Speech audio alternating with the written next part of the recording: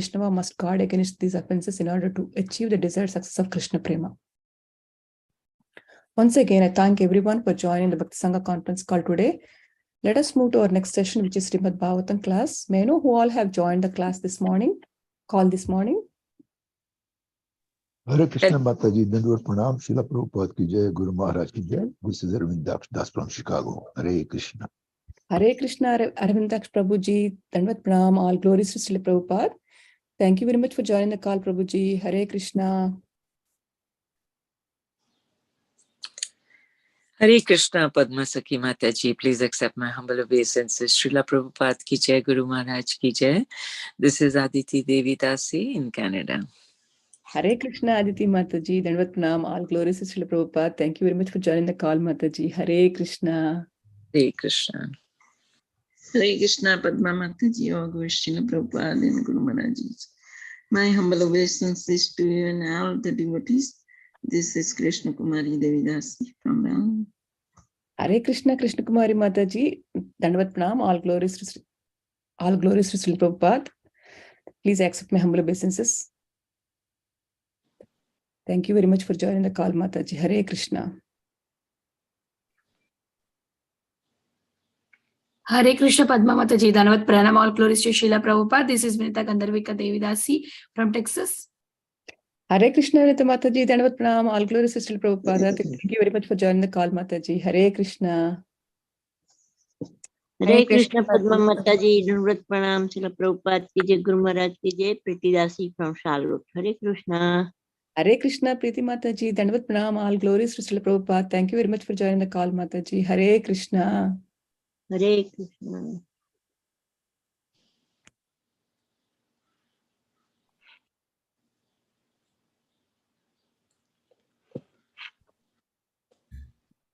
Hare Krishna, Padma Mataji, Dandavat Pranam, Srila Prabhupada ki jai, Guru Maharaj ki jai.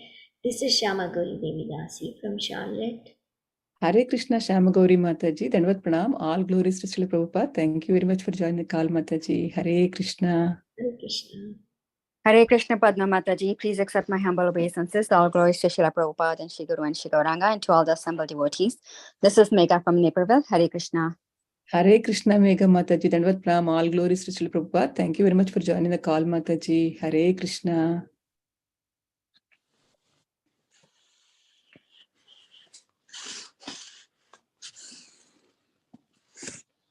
Is anybody who would like to introduce themselves? Hare Krishna, Padma Mataji, please accept my humble obeisances. All glories to Srila Prabhupada and all the assembled devotees. This is Indulekha Karuna Devi Dasi from Lincoln. Hare Krishna, Indulekha Mataji, Dandavat Pranam, all glories to Srila Prabhupada. Thank you very much for joining the call, Mataji. Hare Krishna.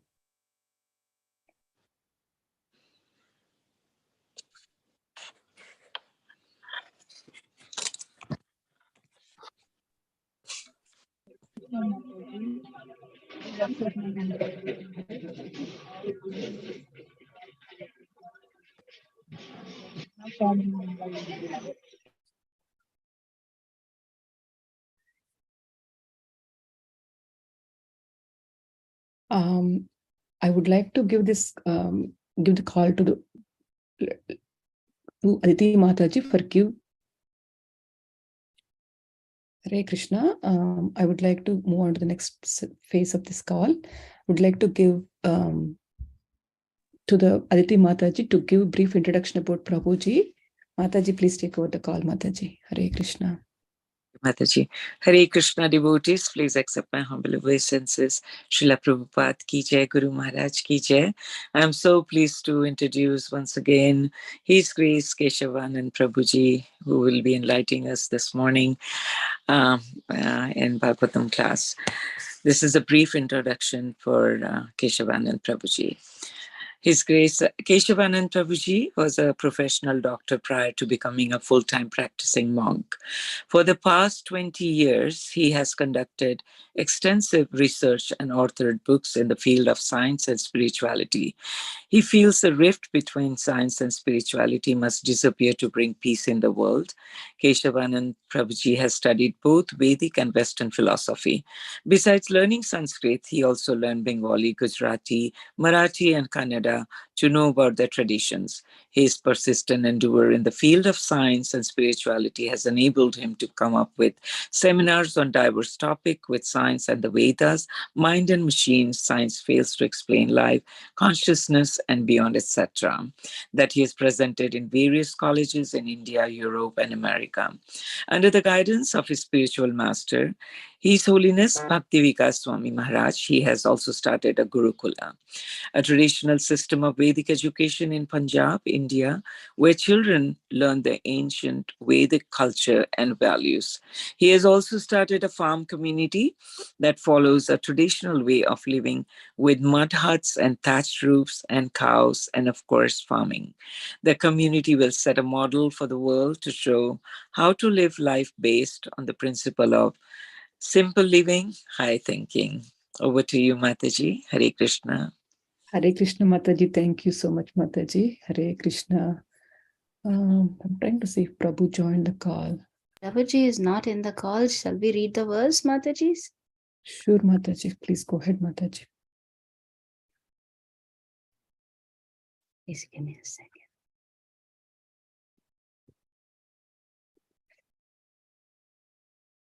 Hare Krishna, dear devotees, reading from Srimad Bhagavatam, Canto 6, chapter 14, text 55.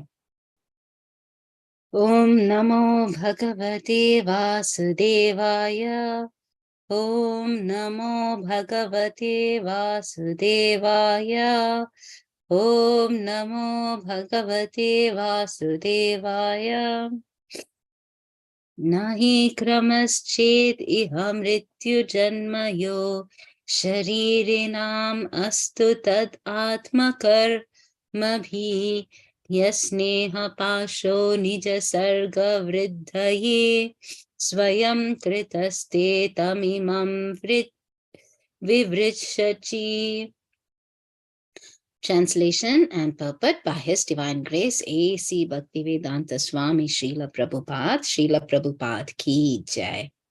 My Lord, you may say that there is no law that a father must die in the lifetime of his son, and that a son must be born in the lifetime of his father, since everyone lives and dies according to his own fruitive activity.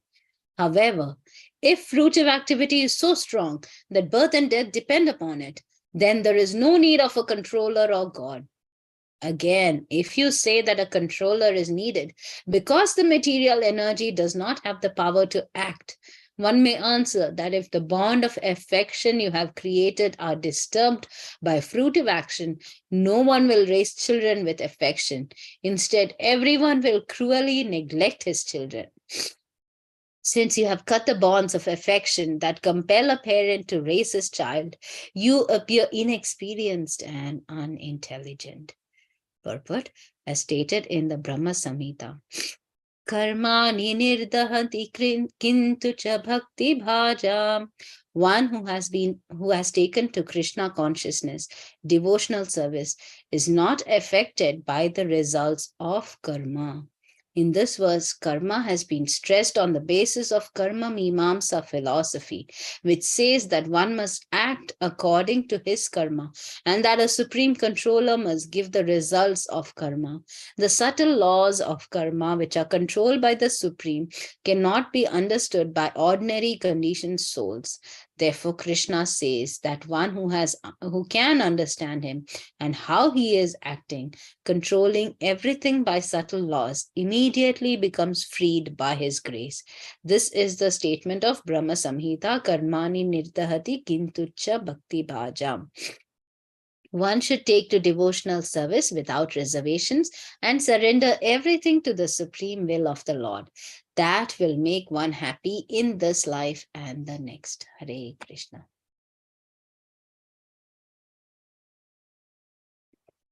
Prabhuji is not in the call yet. We'll pause the recording.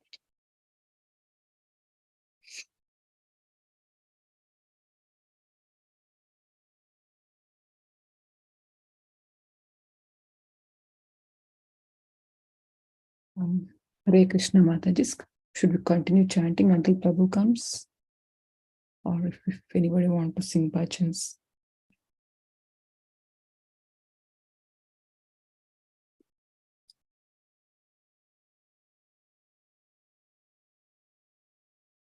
Am I audible, Mataji? Yes, Mataji.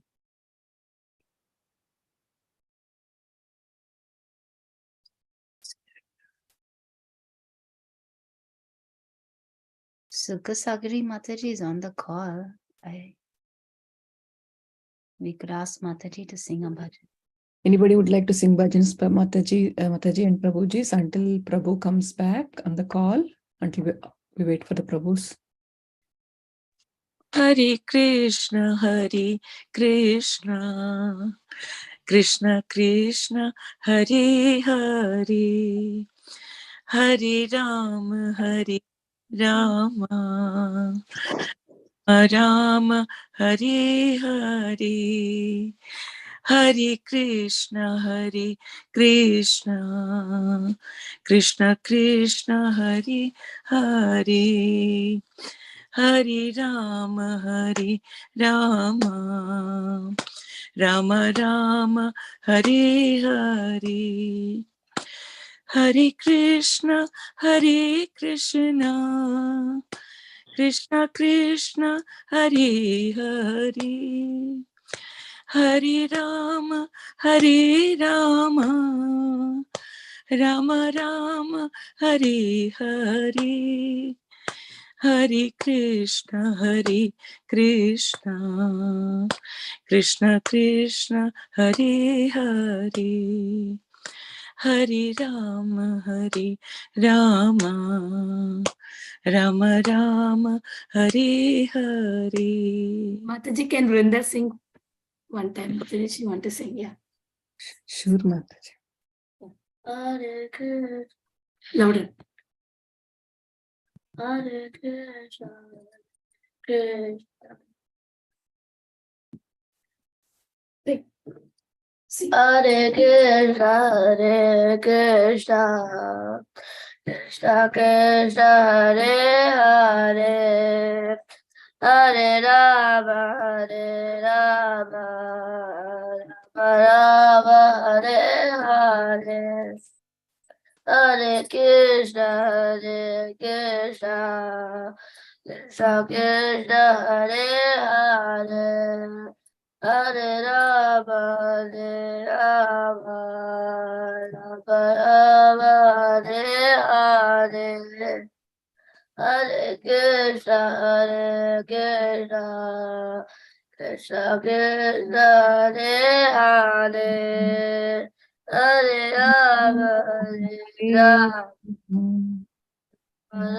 Rama Hare Hare. Wonderful, Brinda Mataji. Bala Brinda. Nicely sang, Amma. Very nice. Mataji, can I sing a bhajan? Sure, Mataji. Please go ahead, Mataji. Radhe Jaya Jaya Madhava Daite, Radhe Jaya Jaya Madhava Daite, Gokula Taruni Mandala Mahite, Gokula Taruni Mandala Mahite, Radhe Jaya Jaya Madhava Daite, Damodara Rati Vardhana Vese, Damodara Rati Vardhana Vese, Harine Skuta Vrunda Vipine se, Harine Skuta Vrunda Vipine se, Radhe Jaya Jaya Madhava Daite, Vrishabhanu Nandini Navasasi Lekhe, Vrishabhanu Nandini Navasasi Lekhe, Lalita Sakhi Gana Ramita Visakhe, Lalita Sakhi Gana Ramita Visakhe, Radhe Jaya Jaya Madhava Daite, करुणां कुरु मयि करुणभरीते करुणां कुरु मयि करुणभरीते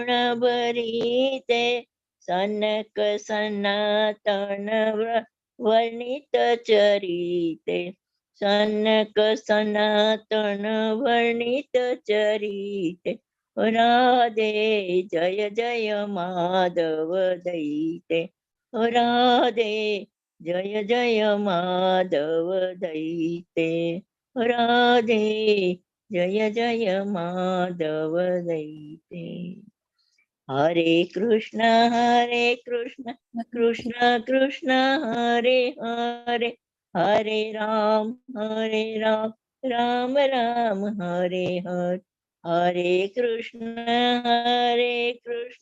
कृष्ण कृष्ण हरे हरे हरे राम राम राम हरे हरे जय जय प्रभुपाद प्रभुपाद प्रभुपाद जय श्रील प्रभुपाद जय जय गुरुदेव गुरुदेव गुरुदेव जय जय गुरुदेव हरे Krishna Thank you, Hare Mataji. Krishna Mataji. Wonderful bhajan Mataji. Wonderfully sang Mataji. Thank you so much Mataji. Hare Krishna. I think we don't have Prabhuji yet. If anybody would like to go ahead and sing, please go ahead Mataji. Some Prabhuji. I have been trying to call him Mataji, but Yeah. nobody is speaking. Yeah, I'm calling Mataji. Yeah, me too, Mataji. Nobody is speaking with Mataji.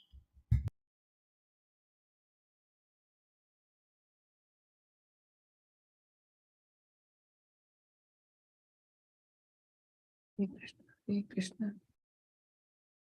Krishna Krishna Hare Hare Hare Rama Rama Rama Hare Hare Hare Krishna Krishna Krishna Hare Hare Hare Rama Rama Hare Hare Hare Krishna Krishna Krishna Hare Hare Hare Rama Rama Hare Hare Hare Krishna Krishna Krishna Hare Hare Hare Rama Rama Rama Hare Hare Hare Krishna Krishna Hare Hare Hare Rama Rama Rama Hare Hare Hare Krishna Krishna Krishna Hare Hare Hare Rama Rama Rama Hare Hare Hare Krishna Krishna Hare Hare Hare Rama Rama Rama Hare Hare Hare Krishna Krishna Hare Hare Hare Rama Rama Rama Hare Hare Hare Krishna Krishna Hare Hare Hare Rama Rama Rama Hare Hare Hare Krishna Krishna Hare Hare Hare Rama Rama Rama Hare Hare Hare Krishna Krishna Hare Hare Hare Rama Rama Rama Hare Hare Hare Krishna Krishna Hare Hare Hare Rama Rama Rama Hare Hare Hare Krishna Krishna Hare Hare Hare Rama Rama Rama Hare Hare Hare Krishna Krishna Hare Hare Hare Rama Hare Hare Hare Krishna Hare Krishna Ram Ram Hare Krishna Hare Krishna Ram Hare Krishna Krishna Hare Hare Krishna Jai Shri Krishna Chaitanya Prabhu Nityananda Shri Advaita Gadadhara Srivasadi Gaura Bhaktavrinda Hare Krishna Krishna Krishna Hare Ram Ram Ram Hare Krishna Krishna Krishna Hare Ram Ram Ram Rama Rama Hare Hare Krishna Hare Ram Ram Ram Rama Rama Ram Hare Ram Hare Hare Krishna Hare Krishna Ram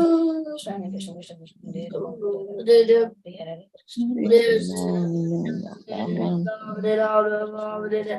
Ram Ram Hare Hare Hare Krishna Krishna Krishna Hare Hare Rama Rama Rama Rama Hare Hare Ram Hare Krishna Krishna Krishna Hare Krishna Hare Krishna Krishna Krishna Hare Krishna Hare Krishna Ram Ram Ram Krishna Krishna Rama Rama Rama Rama Hare Krishna Krishna Krishna Hare Hare Rama Rama Rama Hare Hare Hare Krishna Krishna Hare Hare Rama Rama Rama Hare Hare Hare Krishna Krishna Krishna Hare Hare Hare Rama Rama Rama Hare Hare Hare Krishna Krishna Krishna Hare Hare Hare Krishna, Krishna Krishna, Hare Hare Rama Rama, Hare Krishna, Krishna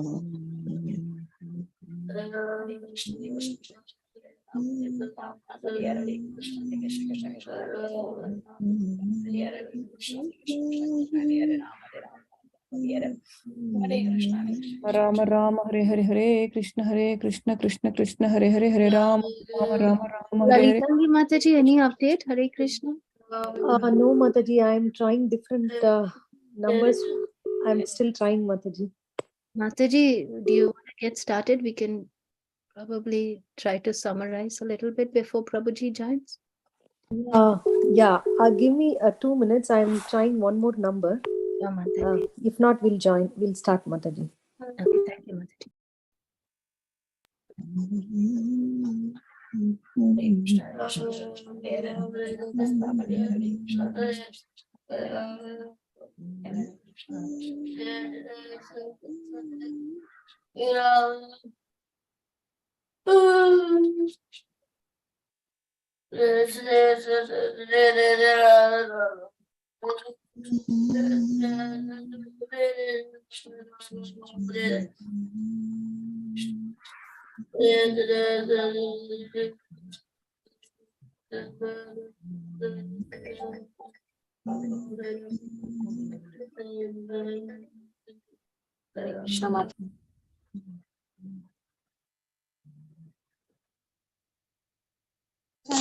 Bhakti Oka.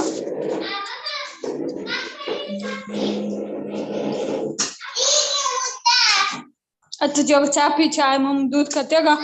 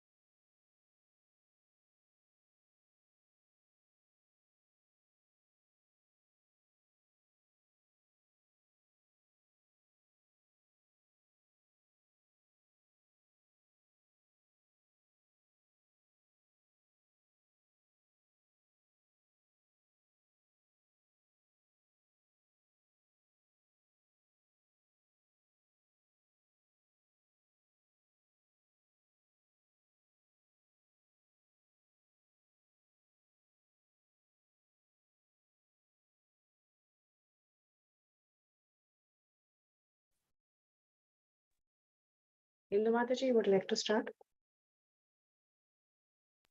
Mataji, we read the verse. So Mataji, do you want to share your realizations? We can start with that, Mataji.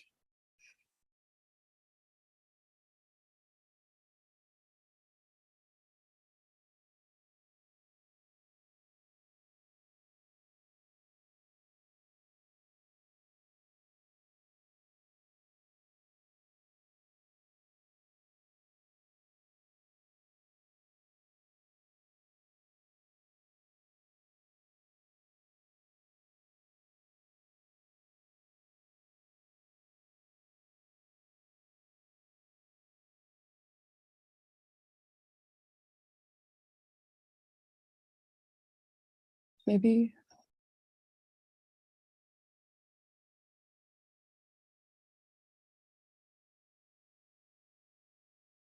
we'll just read it again, Mataji. Twice. That little.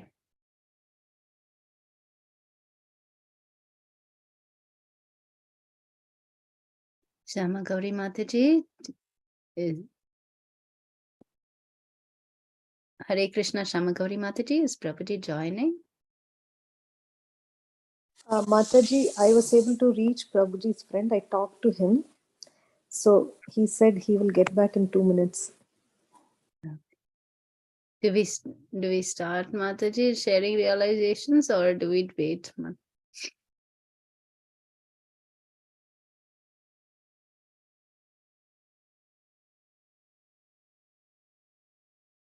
Okay, looks like we'll wait.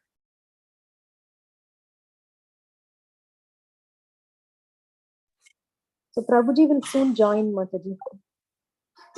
Okay, Mataji. Thank you, Mataji. Maybe if anyone wants to sing or chant, meanwhile.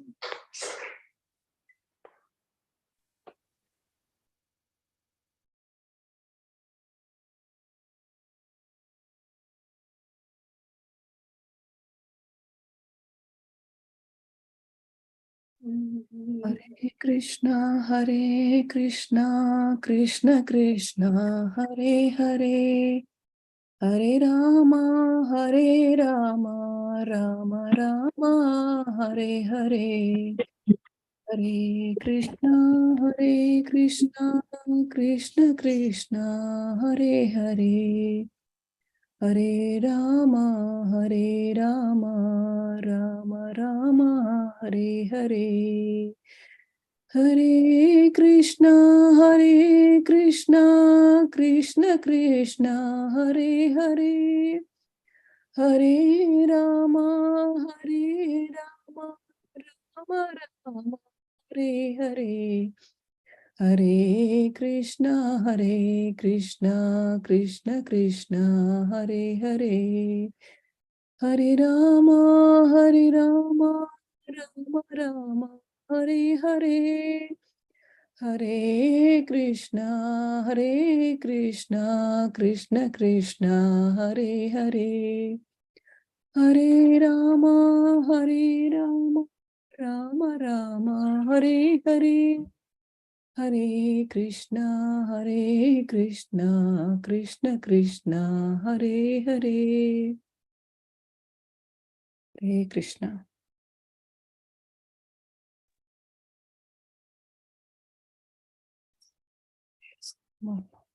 Hare Krishna Mataji, Dhanya Pranam. Do you want me to sing a song that is a South Indian song actually, for a bhajan like song? Sure, Mataji. Please go ahead until Prabhuji comes if you would like to sing. That's fine, Mataji. Please go ahead. Garuda Gamana Tava Charana Kamalamiha Manasi Lasatu Mama Nityam. Garuda Gamana Tava Charana Kamalamiha Manasi Lasatu Mama Nityam. Manasi Lasatu Mama Nityam. Mama Tapamapa Kurudeva. Mama Papamapa Kurudeva. Mama Tapamapa Kurudeva. Mama Papa Mapa Kurudeva. Jala Janayana Vidhina Muchi Harana Mukha Vibhuda Vinuta Pada Padma. जलजनयन विधिनमुचिहरण मुख विबुध विनुत पद पद्मा विबुध विनुत पद पद्मा मम तापमपाकुरुदेव मम पापमपाकुरुदेव मम तापमपाकुरुदेव मम पापमपाकुरुदेव भुजगशयन भव मदन जनक मम जनन मरण भयहारी भुजगशयन भव मदन जनक मम जनन मरण भयहारी जनन मरण भयहारी मम तापमपाकुरुदेव मम पापमपाकुरुदेव। हरे कृष्ण प्रभु जी, धन्यवाद। Hare Krishna, Dandavat Pranam. Hare Krishna, Prabhu ji, Dandavat Pranam. Please accept my humble obeisances. All glories to Sri Prabhupada. Hare Krishna, Prabhu ji. Please accept my humble obeisances. All glories to Sri Prabhupada and Guru Maharaj. Thank you so much, Prabhu ji, for coming us on the call and enlightening us on the topic of Srimad Bhagavatam, sixth canto, 14th chapter and 55th verse, Prabhu. Please take over the call, Prabhu ji. Hare Krishna. We read the verse and translation and purport, Prabhu ji. Okay, I'll then begin there.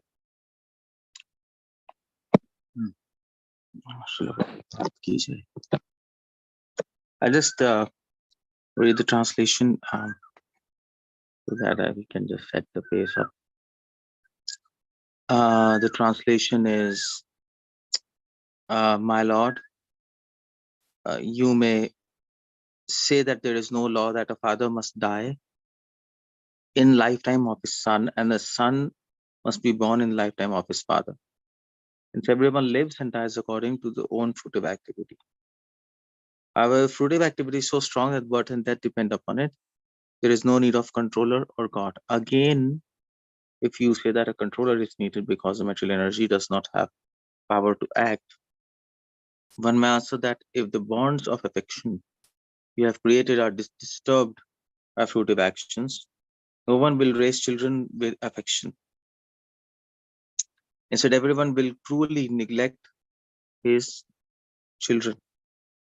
Since you have cut the bonds of affection that compel a parent to raise his child, you appear inexperienced and unintelligent. Okay, so what is happening is this is something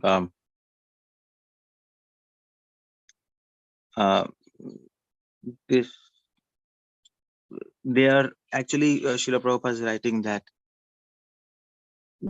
this verse is talking about the laws of karma, which are actually which are very strict and which cannot be changed. What is happening is the Chitraketu. It's all the subject matter of Chitraketu, and I think Chitraketu lost his child, and that's why they are very unhappy. And then they are saying, and then they are thinking, why my child has died, what has happened. As usual, like when anybody loses somebody, mind is bewildered, and they think, and generally people think, why this has happened to me, why so and so these things have happened to me, all this kind of stuff. So what the queens are thinking in their mind, and what they are saying that everyone in this material world, they are affected by the destiny of fruitive activities. That's what they are saying. Everybody in this material world has to suffer the consequences of their own karmas and their own reactions. And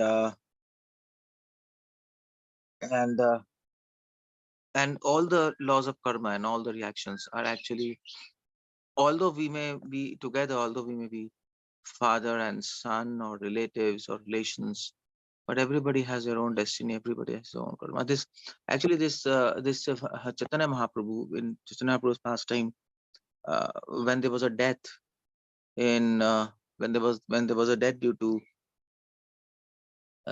in when Chaitanya Mahaprabhu was actually once dancing in the house of Srivas Thakur.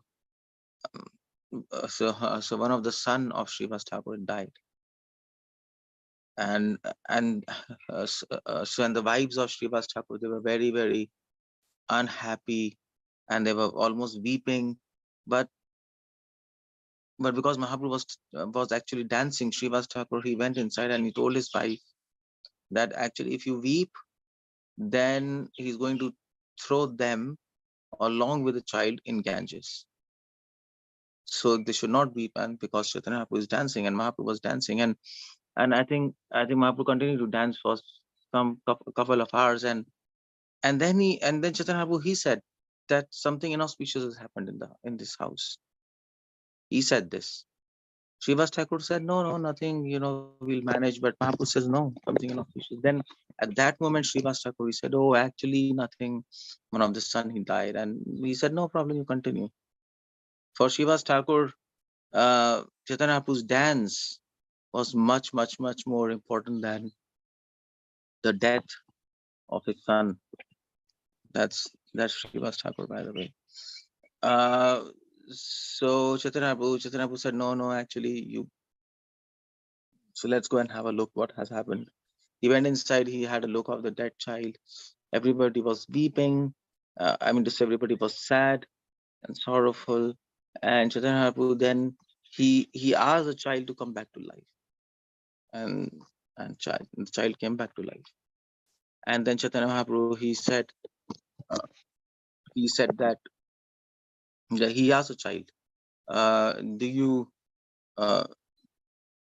want to remain here with your parents? The child said, well, which parents? And then the child gave the whole preaching a sermon, there in Srivas Thakur's house, and the child said, there's soul and body and all this, and the child prayed to Lord Chaitanya Mahaprabhu, please let me go into the next body, because I don't want to come back here.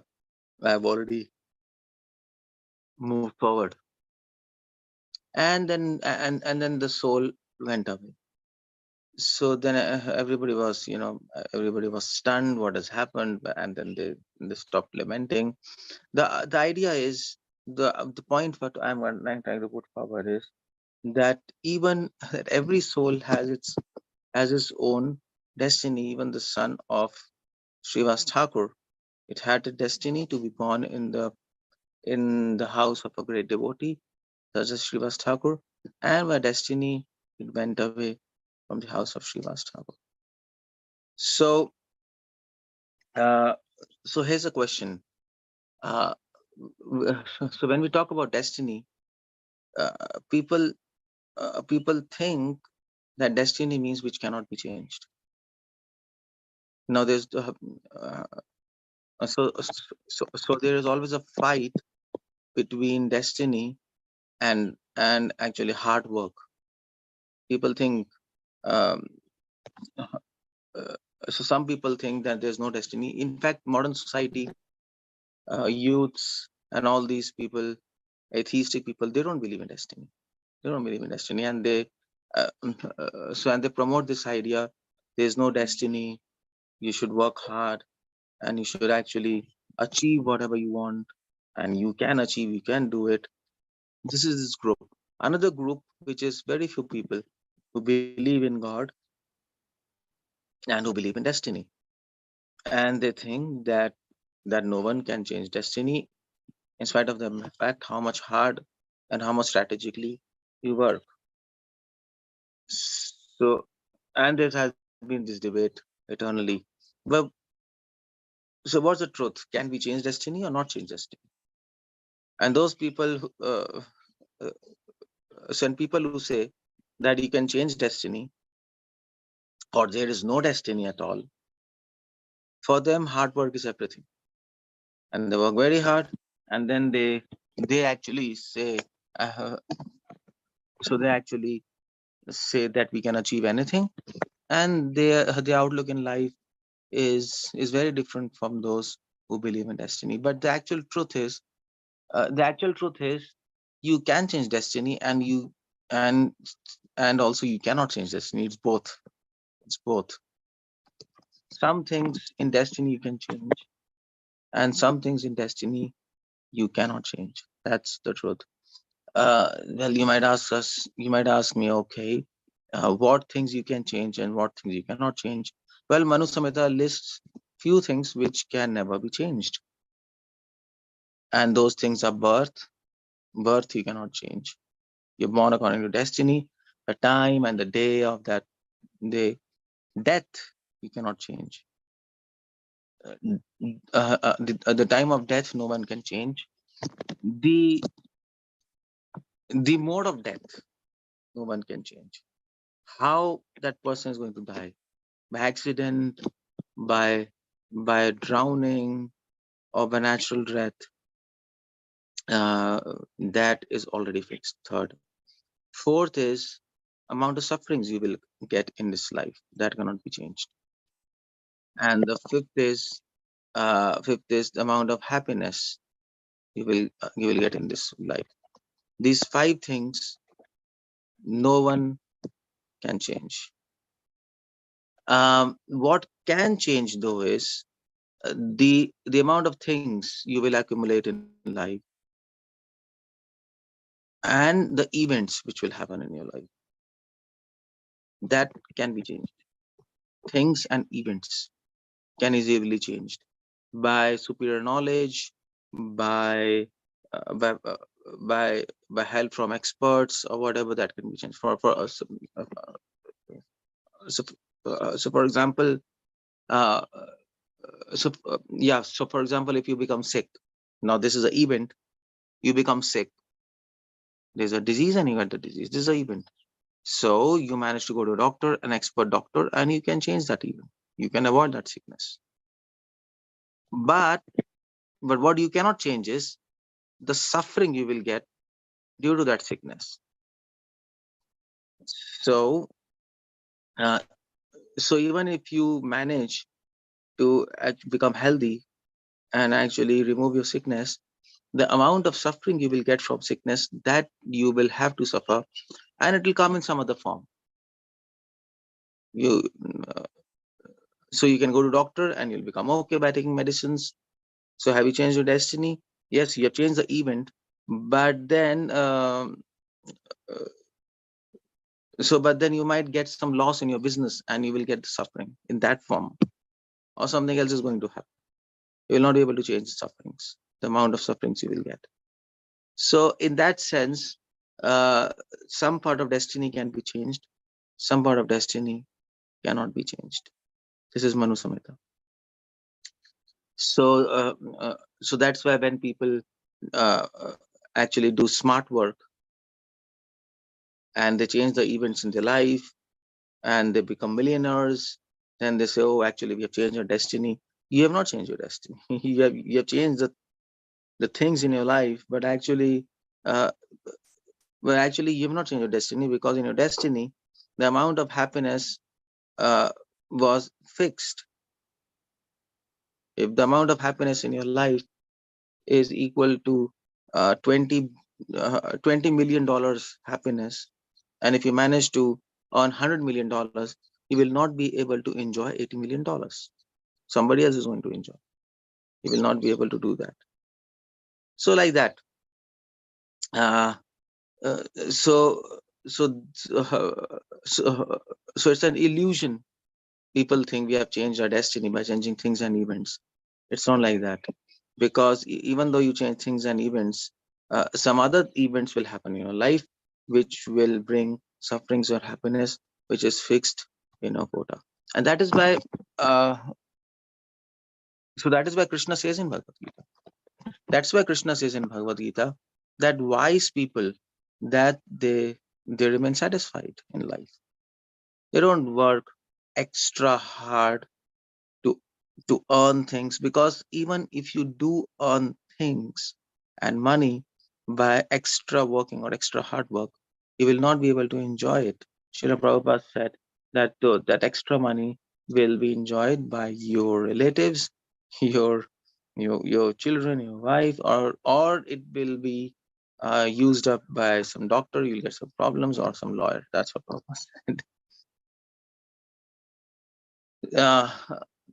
I have seen so many rich people who have all the amount of money under the sun, who have and all the things in their life, but they're not happy.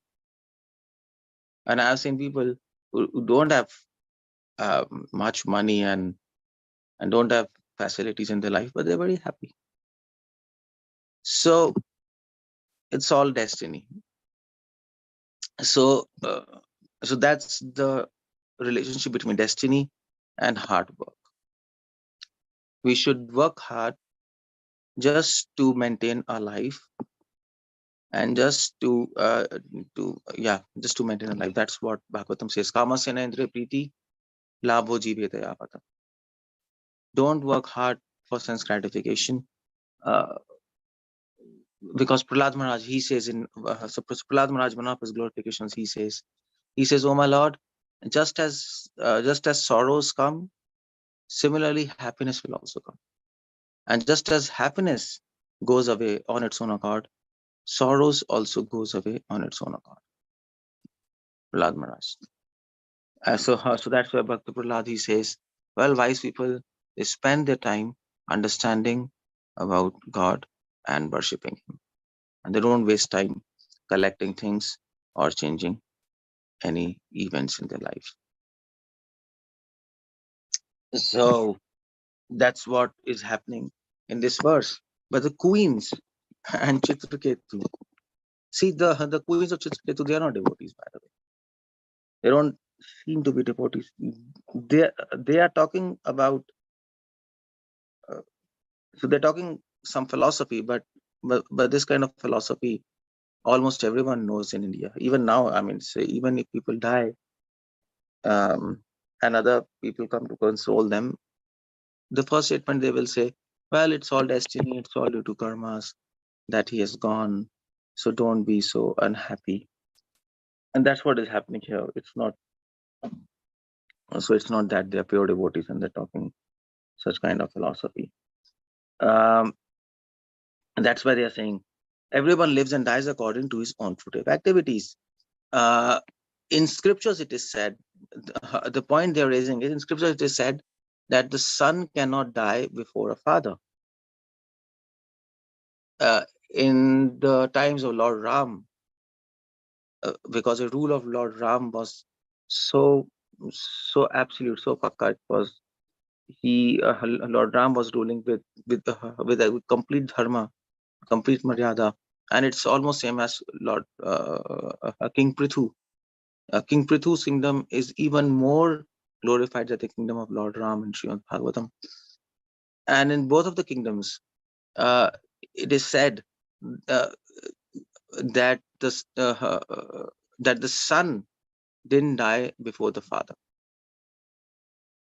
So if the king is completely dharmic, completely religious, then the father will die and the son will die, and then the son will die. Srila Prabhupada comments in the purport in Bhagavatam that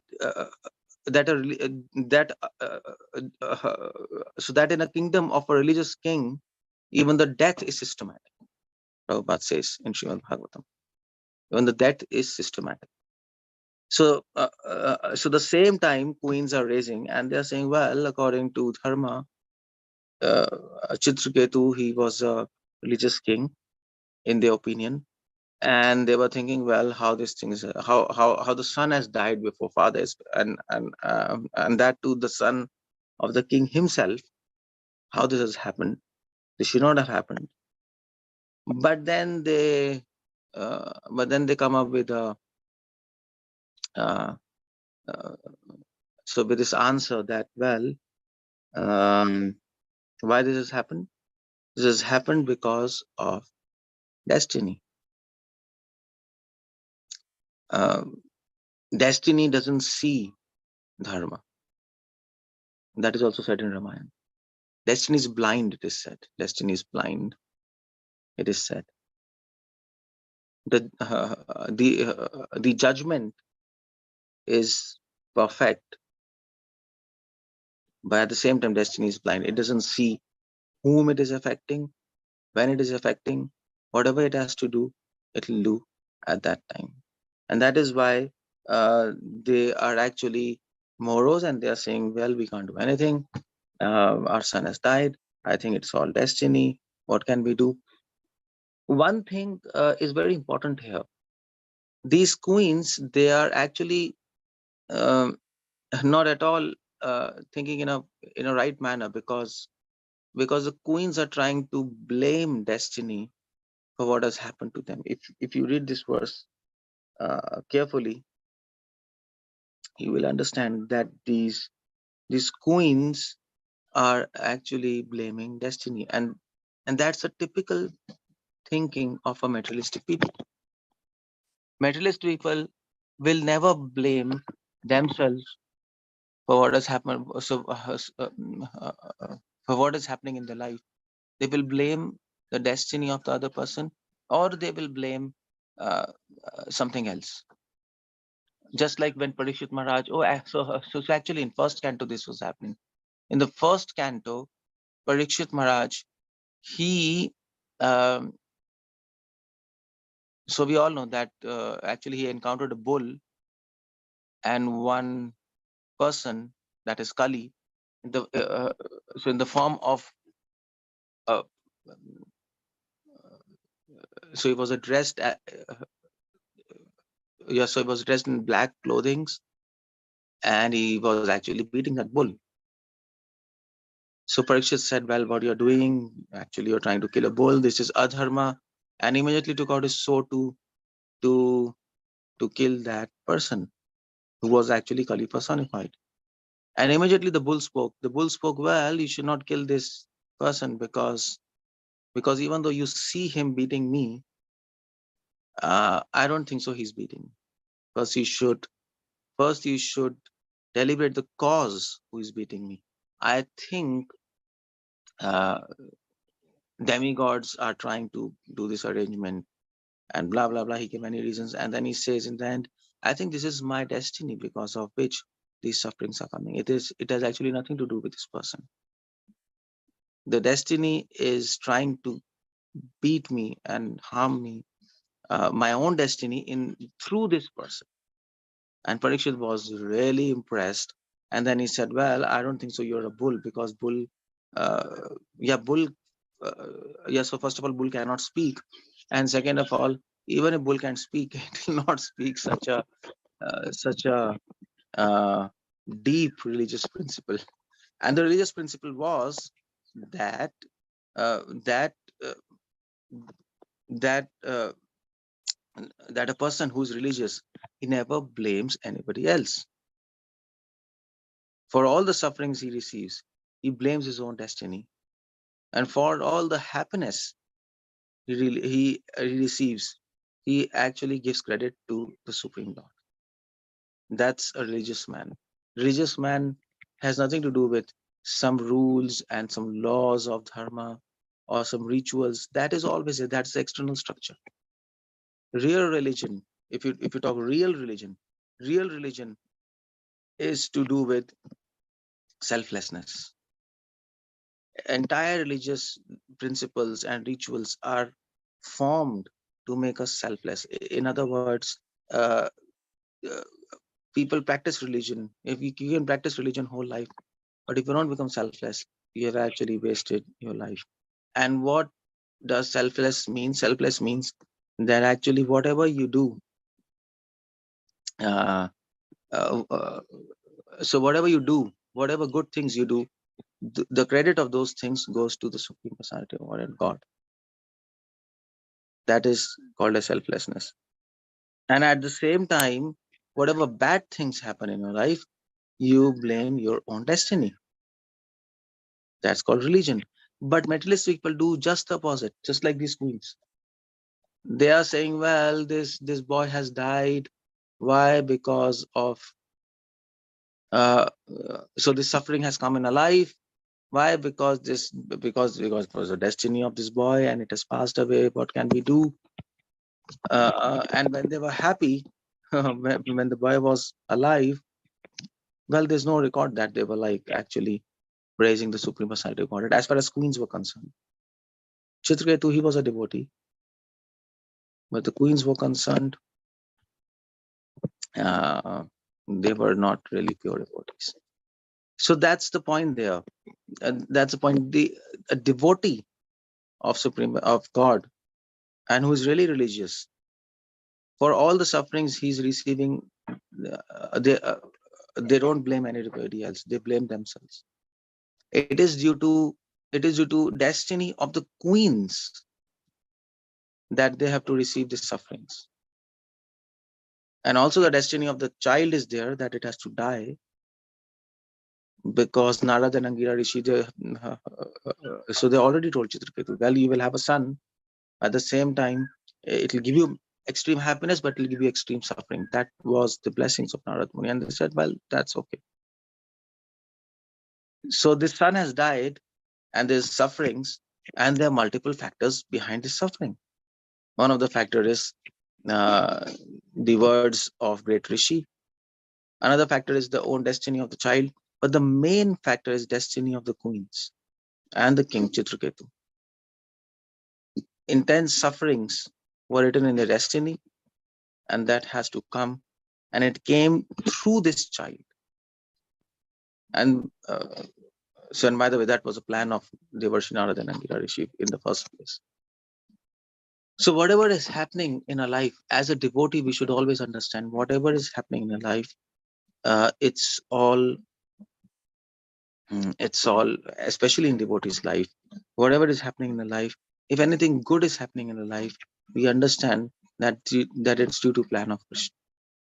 So Srila Prabhupada writes in one of his letter, I think he writes, so he has written a letter to actually Rameshwar in Sydney. I think this was in 1973 somewhere. So he wrote to him that that always remember that Krishna has a plan for his devotee. Krishna is not sitting idly. As soon as you become a devotee, he is thinking about you every second. And what he's thinking? He's thinking how to bring back this devotee back to my spiritual abode, how to make him pure, how to get him advanced in Krishna consciousness. He's thinking that, and he's planning accordingly. And whatever good happens in our life, devotionally, or maybe in our lives, which is very conducive to devotion, which makes our mind peaceful and happy, that's all the doings of Lord Krishna. We should be absolutely sure about that. It's not due to our own plans and our own endeavors. That's not the point. And whatever reverses we attain in life, maybe in devotional life or in materialistic life, it's all due to our own stupidity, our own destiny, our own karmas. This Jiva Goswami mentions in Bhakti Sundar, and we have to remember that. And that's so Brahmaji is saying the same thing. Brahmaji is saying Tattyanukampam Susamikshmana Bhunjane Vatmakritam Vipakam. Brahmaji says, well, a devotee, he whenever sufferings come in his life, he sees those sufferings as mercy of Supreme Personality of Godhead. Krishna has mercifully allowed those sufferings to come according to our destiny, to let us suffer. And why does God let us suffer? He can so he can easily nullify all our karmas, all our bad karmas and bad destiny. But he doesn't do that. He has his own plans. So there was this. So one of the disciples of Christ had 12 apostles, and he had one of the disciples whose name was Little James. So there was Big James and Little James. Christ has 12 main core disciples: Peter and Judas and Matthew and Big James and Little James. So Little James, he was actually lame. His one of the leg was not in a normal situation. He used to limp. And once Christ asked all these apostles to go and preach in every direction, And he said to them, well, you go and preach, and in my name you will heal the sick. So little James, he asked Christ, well, you say we'll go and heal the sick, but I myself am lame. So first you please heal me. And then I can proclaim your glories everywhere that I'm healed, and then I can heal others. And that will be very nice. So Christ said, well, if I had to heal you, I could have healed you in the first place. I've healed so many people in front of you.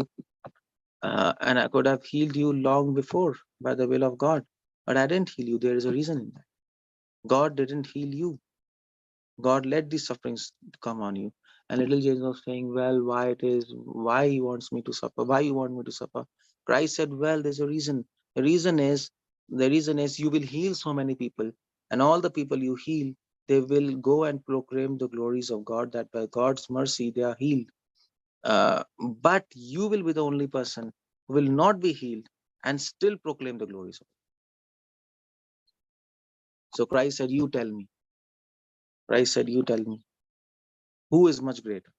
Those people who healed and proclaiming the glories, or you who are actually not healed, and then you are proclaiming the glories and you are healing others, and still you have faith in God? And little James, he was really astounded by the answer of Christ. And he said, don't worry about this body.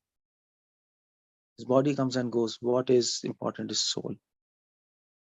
What is important is soul. Don't waste the blessings of God to heal your body. Use those blessings to heal your soul. And that's what, and little James, he was really impressed, and he said, okay, thank you very much. So that's the point there. Devotees see all the sufferings in the life as mercy of Lord, as plan of Krishna, as plan of God in their life. There is something behind all the sufferings we are experiencing. All these sufferings are coming due to our destiny, and Krishna is allowing it to come. Why? Because he has some thoughts in mind. Maybe he wants to teach us something. Maybe he wants to suffer. Maybe he wants us to suffer like little James, and use that in his service indirectly. Something blah blah. Something is there in the mind of God, and we should not try to change it, and we should not try to become. We should not become frustrated. That's why Brahma says that a devotee sees behind all the sufferings, he sees his own destiny, and behind the destiny, he sees the mercy of Supreme Lord. That mercifully, my Supreme Lord is allowing these sufferings due to my destiny to come, and let me experience this for some reasons.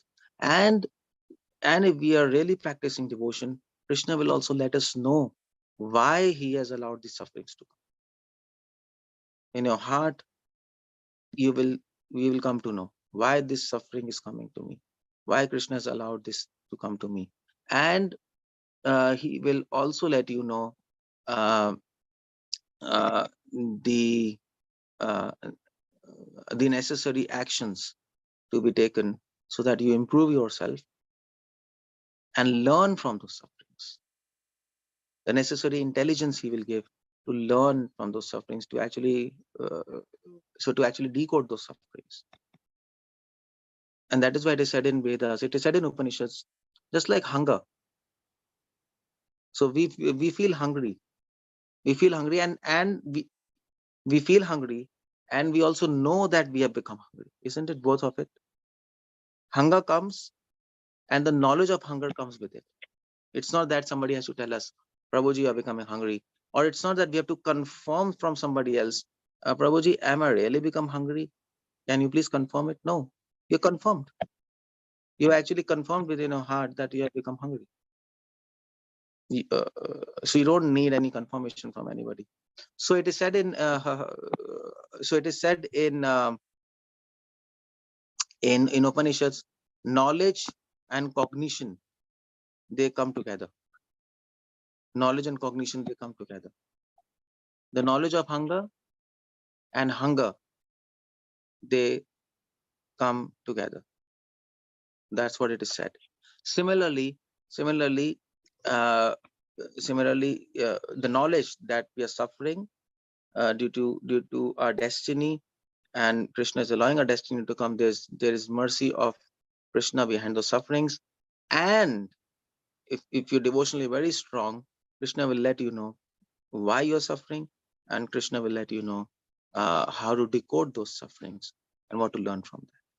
All will come together, and that's why Krishna says in Bhagavad Gita, Tesham satyuktanam bhashtam priti purvakam tadami buddhi yogam tam. Krishna says, I give intelligence to my devotees, to whom Tesham satyuktanam bhajatam priti purvakam. My devotees who actually Satatayuktanam, who are always united with me in love and devotion. To them I give the Dhammi Buddhi Yoga. I give intelligence. What kind of intelligence this is? The intelligence by which a devotee can see that behind all his sufferings and behind all his destinies is actually plan of Krishna. Krishna is planning something for him. That a devotee can see by the eyes of love. But a non-devotee, he will not be able to see. For him, sufferings is maximum what he can say is sufferings are due to my own destiny. Maximum he can come to this conclusion. This is due to my own karmas, and he will become frustrated. Why me? That's what a materialistic person can come to. Maximum he can come to this conclusion.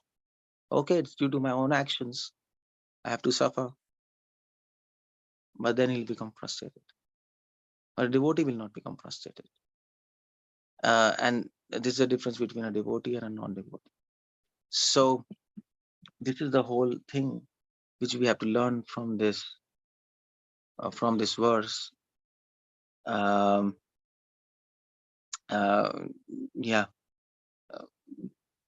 Srila Prabhupada writes in the commentary here.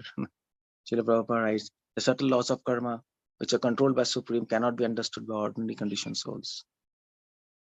So as Srila Prabhupada is writing, Srila Prabhupada is mentioning a point that, okay, a devotee understands laws of karma, but he also understands that if you want to get relieved of laws of karma, we have to surrender to Krishna. Krishna says, Devi Aisha Gunamai Mama Maya Duratya Mame Prapajante Maya Metam Taranti De.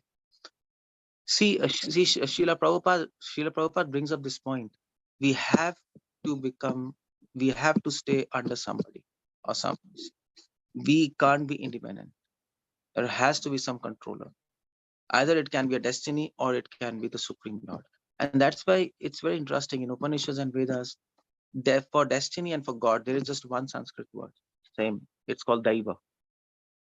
And there is a verse in Bhagavad Gita that in all actions, five things are there. Five causes are involved in all actions.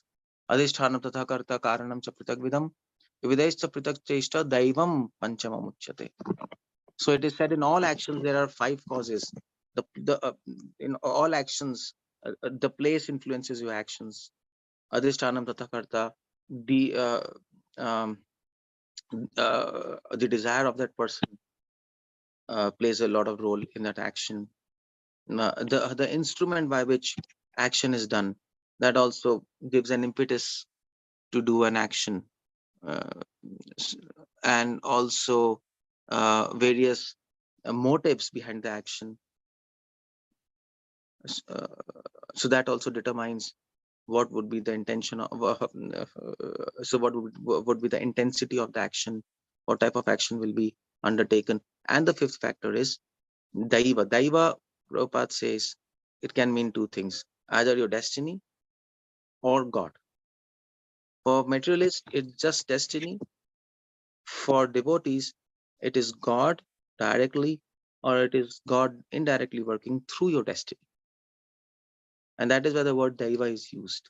It can be interpreted in both ways. And that's very interesting fact. And what Bhagavad Gita is trying to say in that verse is that for non-devotees, they see Daiva, but devotees see Supreme Daiva, that is Krishna, behind that Daiva, behind that destiny. One of the saints, I think one of the Sufi saints, he said in one of his poems, And he said, my Lord, what is the use of this material world when it hides the face of my lover? It's a beautiful saying. So just like in these Islamic countries, you have these females who actually have burqa. So burqa means so they have so they wear that black dress and have to hide their face with a veil, um, and because of that veil, you can't see the face of the woman. But every man wants to see the face of the woman, how beautiful they are, but they can't see because it's a veil. So similarly, this whole material world is a veil, is a burqa, and behind that veil is a beautiful face of the Lord, which is actually hiding the face of the Lord. So the Sufi saint, he says, what will I do of this material world when it is hiding the face of my beloved? So when you actually serve God and when you start loving Him, automatically you develop renunciation. Automatically you start seeing God everywhere. Automatically you start seeing that behind this word, behind this destiny is God. You can see Ishvara Parama Krishna Sarva Karana Karanam. The cause of causes is God. The cause of all actions, whatever we are suffering, whatever reactions we are getting, it's our destiny. That's a cause. But behind that cause is another cause, the supreme cause. That is Krishna. A devotee can see that by the eyes of love. Premanjana Churita Bhakti Vilochanena. The eyes of love are compared to X-rays, and they can see through and through all these layers, and they can see God. And that's why Krishna says, devotees who are in love with me, Maiteteshu Chapeham, they are never lost to me, and I'm never lost to them. In spite of the fact there can be thousands of layers between him, the devotee, and God. But the devotee with his eyes of love, they can easily experience and easily feel God behind those layers. And that's why Krishna will be never lost to them. That is a devotee. So all these instructions are there in this verse, or destiny, hard work, devotee and non-devotee. If we keep this in mind, so if we keep this small point in mind and we understand the workings of destiny and Krishna in our lives, scriptures say, although there may be thousands of sufferings in the life of a devotee, in front, in the back, in the side, left or right, inside out, he'll be like drowning in sufferings, a devotee, but he will never suffer. Even 0.1 millimeter. Sufferings will not touch him or her. Why? Because behind those sufferings, he is seeing Krishna. That's a devotee. That's a devotee. And Srila Prabhupada also said, Prabhupada says, if a devotee is experiencing anxiety, material anxiety, and if a devotee is experiencing suffering in his heart, then he's not a devotee. Because a devotee never suffers. Devotee is never in anxiety. He's always in touch with his Lord, either directly in his heart or through his vision, the eyes of love. Conceptually, he can see God everywhere. So it is said in Srimad Bhagavatam, Bhayam Dvitya Abhinebhishtasyat, any kind of anxiety, mental anxiety, is simply due to the fact, the cause, the main cause behind all causes is actually forgetting Krishna, is actually forgetting him. That's the main cause there. So Srila Prabhupada said, devotees always happy. Evam prasanna manaso bhagavad bhakti yogata. Devotees always happy. You might see devotee in a very problematic situation, like Pandavas. They were so they were in such a problematic situation. They lost the kingdom. They lost their almost practically they lost their wife. They were about to lose their lives, but they were happy. How is that possible? Because behind those problems and behind those sufferings, there goes Sri Krishna. And that's the practice we have to do. Srila Prabhupada says this is Krishna consciousness. Krishna consciousness means that a consciousness can perceive Krishna behind all those wheels of destiny, of this material world, of all those events are happening in your life. You can see Krishna. And in that sense, we are seeing, and in that sense, we are actually living the philosophy of unity behind diversity. There's so many diverse things happening in our life. There's so many diverse things in this material world. There's so diversity in our sufferings and in our happiness, but they can see one Krishna behind all that diversity. That is, by the way, Krishna consciousness. That we have to practice. And if we chant nicely, and if we read this philosophy nicely, we'll be able to actually, remember this and see Krishna everywhere at every moment. And then we'll not be lost to Krishna. Krishna will not be lost to us, and at the end of life, we'll go back to Krishna. Okay, so we are going back to Krishna, and that's where I will end this lecture. Hare Krishna, Srila Prabhupada ki jai. Anything anybody wants to ask? Hare Krishna, Prabhuji. Thank you so much for the wonderful lecture, Prabhuji. Thank you so much. So very nice points, Mata Prabhuji. Dear devotees, if you have any questions, please, oh, I see so many right hands. Megha Mataji, please go ahead with your question, Mataji. Hare Krishna. You would unmute yourself, Mataji. Yeah. Okay. Okay, Mata, just 1 second. They can't unmute. Accept my humble obeisances, all grace to Srila Prabhupada and Shikarana. What a wonderful lecture as always, Prabhuji. Especially about the points of how destiny is decided. At the same time, there's also some choices that you have.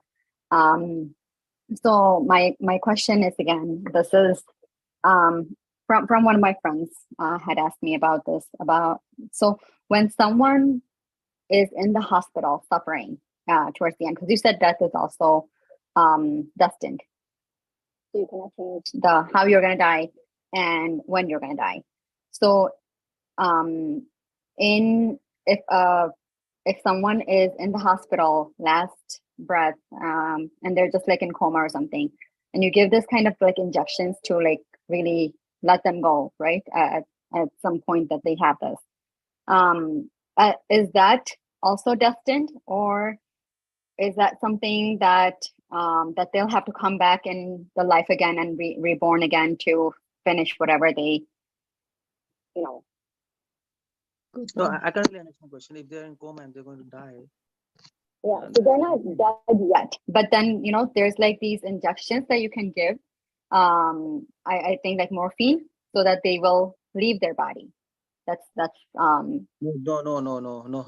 That's not destined. Whatever instructions, whatever spiritual or whatever religious instructions we are giving to anybody, that's out of destiny. That's all religious instructions, all spiritual instructions. That is pure luck, and if they happen to get it, they happen to get it. If they don't happen to get it, they don't happen to get it. It's not predestined that somebody will come and give them religious instructions at this point of time or some spiritual knowledge. Religion and spirituality, they're beyond the laws of karma. Anybody who enters religious life or spiritual life, it's not destined. No, so I was saying like morphine is like an injection that someone will die from giving that injection. And this is when it's given towards the end of the life, when they're just sitting in the bed or staying in the bed, they can't do anything. And instead of suffering, the family members say, okay, give this so they can go and not suffer. Basically, voluntary death, Prabhuji. For example, people are in coma or like in the hospital bed, but they're so much pain that they don't want to take that pain and prolonging the life. Actually, she's talking about euthanasia. Euthanasia talking about, isn't it? Yes. There's a term for that. Okay. No, euthanasia. That's also destined. I mean, the mode of death is destined. So it's not that because relatives chose to tell doctor, okay, you know, just let him go and give him some drugs. So there's a combination of drugs which you give to that patient, or you can just pull off his ventilator and he's out. So in that case, he's not dying due to the disease, but he's dying due to some kind of intervention of those medicines or some loss of breath, and that mode of death is defined. If he has to die like this, he will die like this. If he has to die out of disease, a natural course of death, he'll die like that. Nobody can change mode of death. Like for example, accident. People say an accident, it happened, you know, or maybe suicide. Suicide is the only thing where you are changing mode of death by your free will, and that's why it's a sin. But all these interventions from people, from circumstances, they're all defined. You have to die. So in the destiny of that person, it was written that he will go into coma, but he will not die due to coma. He will die because of his relatives. They will ask a doctor to kill him. He'll die. That's going to happen. Okay. Yeah, that's helpful. Yeah, thank you so much, Prabhuji. And another question I also have is, this is my question. So a lot of times, you know, we say that it is written in our destiny and whatnot, but then we have these Vedic astrologers that we go to, and they're not just any astrologer, right? They're actually Vedic astrologers. So they, you know, I had heard in lectures before that Krishna's devotee is not bounded by the karmas. Or anything. And then I've also heard at times that if you are going to Vedic astrologer to, you know, anukulyesha, right? So it's like you're trying to help yourself come out of the anxiety or something by these different ways that the astrologers tell you that this will help you become a little more calmer so that you can progress in bhakti. So my question is, how do we understand this? Is this really that, you know, those karmas will this is not going to. I mean to say that's why all spiritualists, they don't recommend going to astrologers. And bhakti cannot be defined by any kind of. So some Vedic astrologer will tell you, okay, do this and this will help you in bhakti. You'll advance. That's absolutely wrong information. Nothing is going to happen. Bhakti is not dependent on any kind of material adjustment, material situations. It is completely it is completely dependent on your free will and the mercy of God. Bhakti is interaction between your free will and the mercy of God. So whatever kind of solutions that astrologer might give, that might relieve you of some material situations. And those material circumstances might become conducive for you to perform bhakti. That can happen. At the same time, but you have to utilize that favorable situation by your free will. That can help you.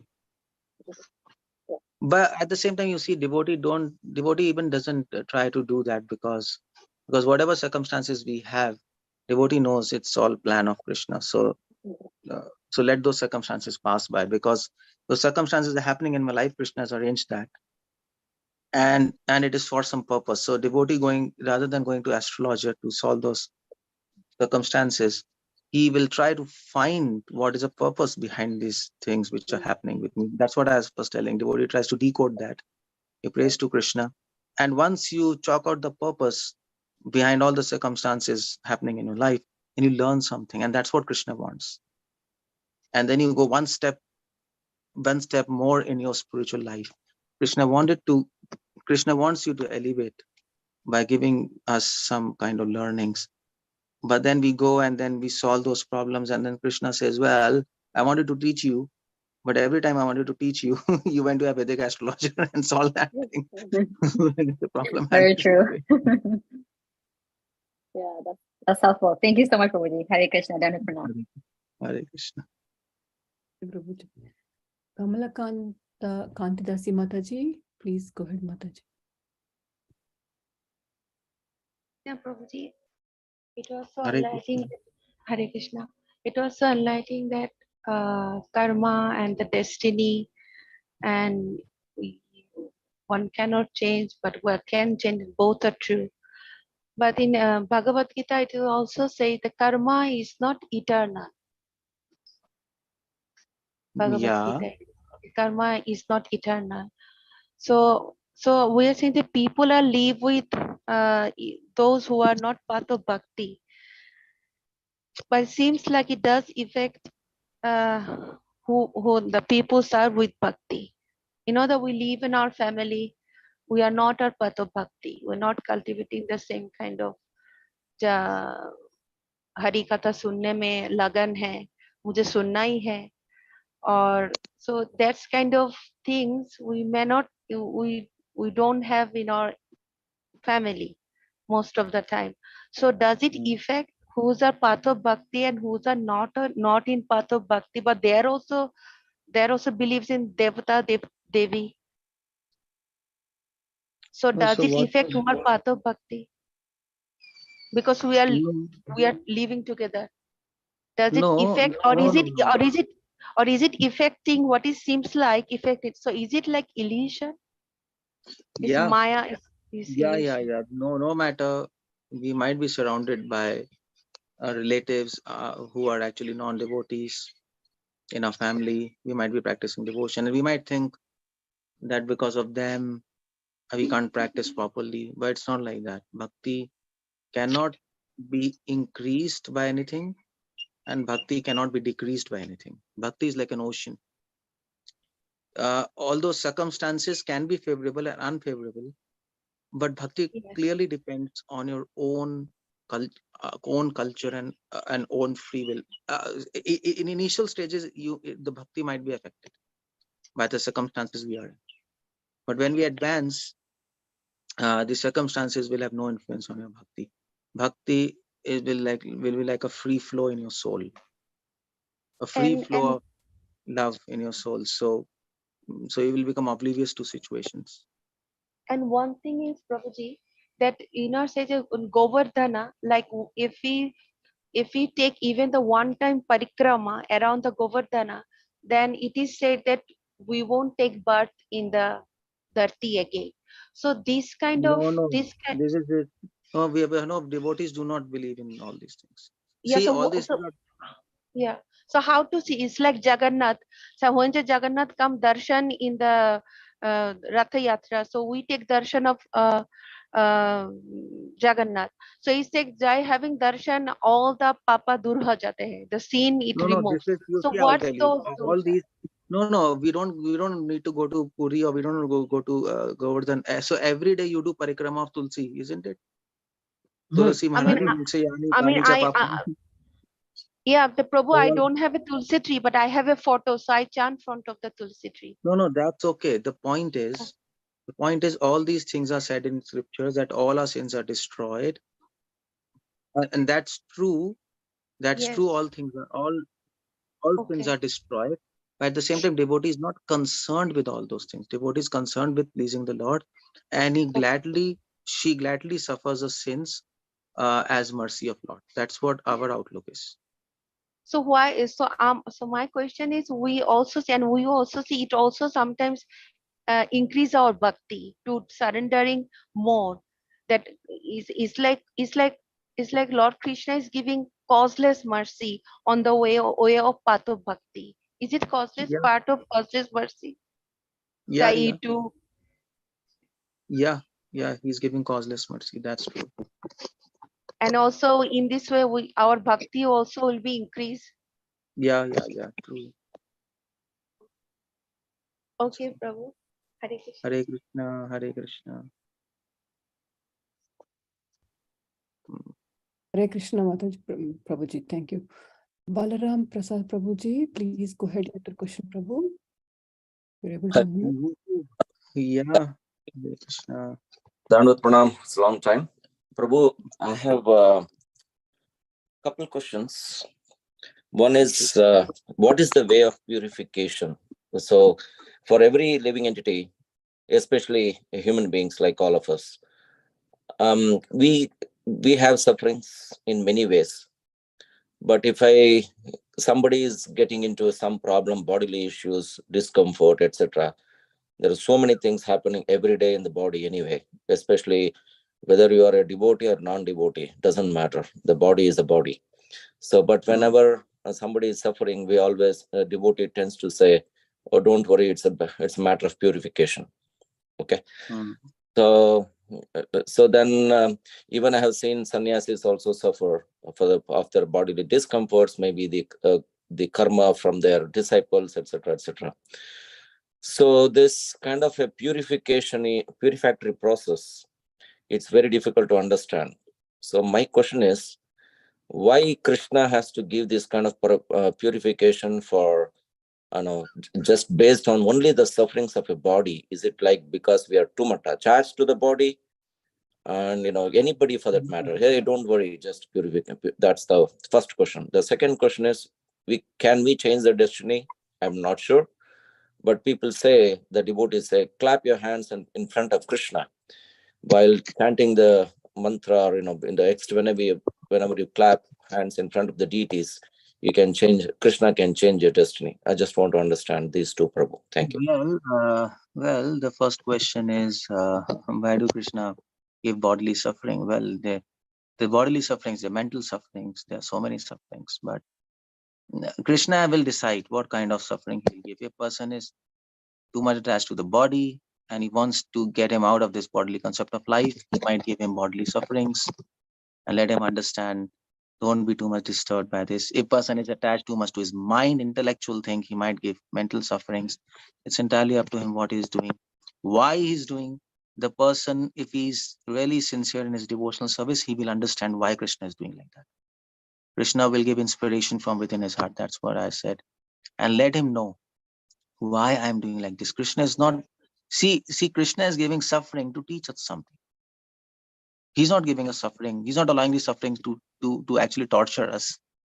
And so he'll send us this suffering and not tell us. But the idea is, so if we are sincerely practicing devotion, he will give inspiration from our heart and we'll understand why this is happening, what is happening, where I'm wrong and I need to correct myself. Whether it's sannyasi, whether it's ordinary devotee or whatever it is, everybody has to learn his own way. And the second question is, can we change the destiny? If we clap our hands, all sins are destroyed. Yeah, that's true. It's said in Act of Devotion, if you clap your hands in front of Krishna and Sankirtanam, all your sins are destroyed. Well, you don't even need to clap. If you simply say Hare Krishna, all sins are destroyed. That's also there in Bhagavatam. Everything is potent, but at the same time, you see, that's what I was telling, that if a devotee claps the hand, his sins, his karmas will not be destroyed because he doesn't want his sins to be destroyed. That's a big difference there. If we want our sins to be destroyed, so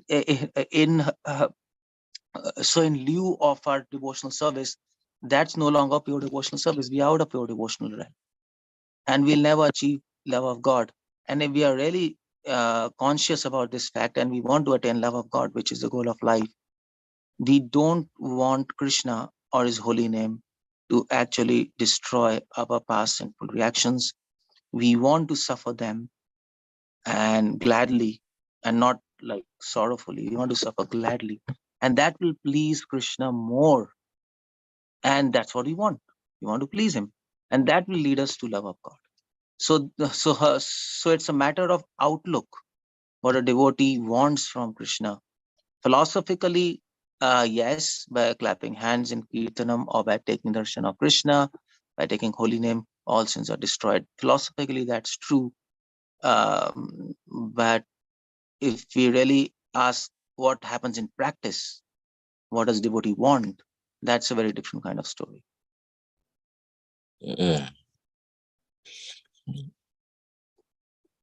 Okay, Prabhu, thank you. Because some people say that, I think is if you clap your hands, people will also say, hey, this is if you go to the palmistry, there are so many rekas in our hand. The rekas will change. That means our destinies will change. Well, for a devotee, this is of no consequence. Doesn't matter. Yeah. If you are a path of pure devotional service, Krishna will not change your lines. It will be as it is.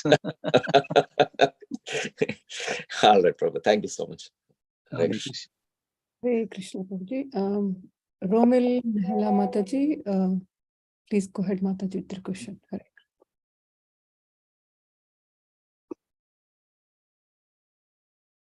No, she's not there. Hare Krishna. Hare Krishna. Hare Krishna, Prabhuji. Dandavat Pranam. Prabhuji, my question is, suppose we are an ordinary devotee, we are not very advanced devotee, and we are facing some challenges in our life. So, and as you said that if we are advanced, we will ourselves know what is the reason behind it. Krishna will give inspiration or will tell us. Suppose we want to know that. Can we pray for that? And can Yeah, of Krishna course. Yeah, yeah, we can pray Krishna. Krishna, we can pray Krishna. I'm not asking to relieve sufferings. I will gladly accept this, but please, if you wish, that's what you should add. If you wish, please tell me the reason for this so that I can correct myself. That's a good prayer. Okay. And one more thing, Prabhuji, I need your blessing. I would share one experience. I really wanted to had your, association. And since morning, I'm thinking. I typed a mail. I kept it in draft. I didn't send you in the morning. Only I typed it. And since afternoon, I have been praying to Prabhupada that I need your personal association. And I just got message. I was surprised. I was really surprised. It is really rare to have that thing manifested. So I really need your blessing so that I can, grow in my devotion. And it's a real indication of Krishna and Prabhupada's presence, actually. So please bless me so that I can advance in my devotion and I don't do much mistakes. Thank you so much, Prabhuji. Hare Krishna. Hare Krishna. I will bless us all. We all need blessings. Hare Krishna. Gail Mataji, please go ahead with your questions, Mataji. Hare Krishna. Hare Krishna. Yeah. Hare Krishna, Prabhu. Okay. Yeah. Hare Krishna. You are there, huh? Yeah. Yeah, some follow-ups, some originals. Okay. We say that we should take credit for the bad things that happen to us because it's our own misdeeds. But for the good, we should give that credit to Krishna. So why does this kind of inconsistency make sense? If I'm suffering because of my bad deeds, then why should I not also take credit for when I'm enjoying? Yeah, I can understand. To be consistent. Yeah, actually, you're right. I also used to think like that when I read this, but then I came to see the point. There is a reality is. I mean, we have to see what's reality, whether it's equal or unequal or consistent or inconsistent. That doesn't matter. What's the reality? Reality is whatever good things happen, that's due to God. Whatever bad things happen, that's the creation of man. God will never allow bad things to happen to anybody, and that's what God is defined. God is all good. So that's where we start the philosophy. Any theistic philosophy starts with this premise that God is all good, he doesn't have any fault, and he can do no harm and no evil, and that the problem of origin of evil. That's what Christianity is actually grappling with. And all the evil, all the sufferings, that's a creation of man, his own independent free will. So if we extend this argument, then the reality is whatever sufferings we are suffering, it's due to our own misdeeds and whatever it is. Whatever good things are happening, whatever happiness we are experiencing, that you might say, okay, that's due to my good deeds in previous lives. But if you go little back, we will know that all those good deeds, the inspiration of doing those good deeds is coming from God or his devotees or scripture or somewhere else. But the inspiration of doing bad things is coming from our own free will. It's not coming from God. And that is why whatever good things are happening, even if it is due to our good deeds in previous life, and that is the fact, by the way, but because there's inspiration behind that good deed, it's God in form of scriptures, or maybe due to culture, or maybe due to advice of some saints, or whatever it is, whatever we have learned, good things to do, that inspiration, that coming from God, and that's why we give credit to God. Okay, yeah, that makes sense. That makes sense. Also, another thing is, I think you said that it is possible for an astrologer to relieve our material situation. Yeah. Now, I'm speaking about for a devotee, right? I mean, I thought that that would not be under his jurisdiction for a devotee to do that. For a person practicing pure devotional service, I thought it would not be within the jurisdiction of an astrologer to change our material situation. Well, for pure devotee, first of all, pure devotee will never go to that astrologer. No, not pure. No, I didn't say pure devotee. I said a person who is practicing pure devotional service, like Yeah, us. person. Yeah, I mean to say we can go see astrology. Yeah, if we are practicing pure devotional service, and if we take help of Vedic astrology, we can change our material situations. We can, because Vedic astrology is a Vedic science, and it has its own. It's very scientific, and it will have its own effect. It's all material adjustments. Like for example, we are practicing pure devotion. If we eat more, we'll become fat, and if we eat less, we'll become weak. So similarly, these solutions are working on material mundane platform, so we can do that. But at the same time, we are practicing pure devotion, and if Krishna doesn't want, those Vedic solutions are not going to work. That's what I'm saying. Yeah, you're right. If Krishna doesn't want, then it's not going to work. Nothing's going to work. And if Krishna says, okay, I'm like 50%, let him. If he does, it'll happen. If he doesn't do, then it'll not happen. Okay, then things will work. And if Krishna thinks in his mind, okay, if he does, then things will become okay.